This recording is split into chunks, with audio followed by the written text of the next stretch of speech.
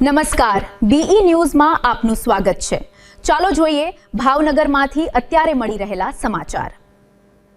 ભાવનગર જિલ્લાના પાલીતાણા અને તળાજા તાલુકામાંથી એક મોટો અને ગંભીર મુદ્દો સામે આવ્યો છે। શેત્રુંજી નદીના પટમાં ચાલતા ગેરકાયદેસર રેતી અને પથ્થર ખનનને લઈને સ્થાનિક ગ્રામજનો અને ખેડૂતોમાં ભારે રોષ વ્યાપી ગયો છે। લાપાડિયા, પિંગળી, નાની રાજસ્થળી અને રાથડી ગામના લોકોએ કલેક્ટર કચેરી પહોંચીને ઉગ્ર રજૂઆત કરી છે અને લીઝ રદ કરવાની માંગ કરી છે।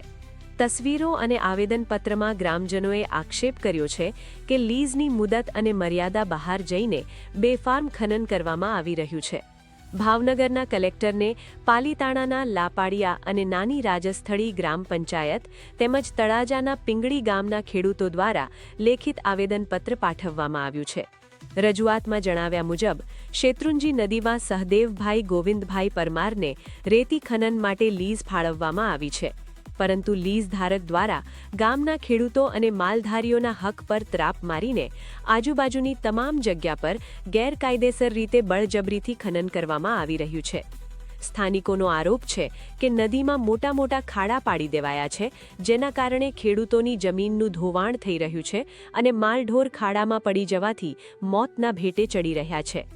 આ ઉપરાંત ઓવરલોડ ભરેલા વાહનો બેસામ ચલાવાતા ગામના રસ્તાઓ સંપૂર્ણપણે બિસ્માર બની ગયા છે।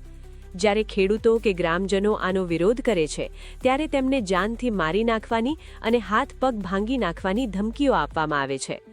ગ્રામજનોએ સ્પષ્ટ ચેતવણી આપી છે કે જો આ ગેરકાયદેસર લીઝ તાત્કાલિક રદ કરવામાં નહીં આવે તો આગામી દિવસોમાં ગાંધી ચિંધ્યા માર્ગે જલદ જન આંદોલન કરવામાં આવશે। આજ રોજ તારીખ 7 કલેક્ટર સાહેબને અમે આવેદન પત્ર આપ્યું છે કે જે ખનીજની જે વેકરો અને ખનીજનું જે ચોરી કરે છે એમાં મોટી મોટી ખાણીઓ પાડી દેશે અને અમારા માલ ઢોર માલ પર પડીને અને મરણ પામે છે અને ખેડૂતોને મોટે પાયે નુકસાન છે અને ખેડૂતનું મોટું ધોવાણ થાય છે નદીનું। બે કાંઠાના ખેડૂતોનો એટલી વિનંતી છે કે કલેક્ટર સાહેબને આને અમારી અરજી સાંભળે। આગામી દિવસમાં જો આનો કોઈ ઉલ્લેખ નહીં આવે તો અમે ગાંધીનગર જવાના છીએ અને આંદોલન અમે ગાંધીનગર ઉતરવાના છીએ, એટલી કલેક્ટર સાહેબને અમારી વિનંતી।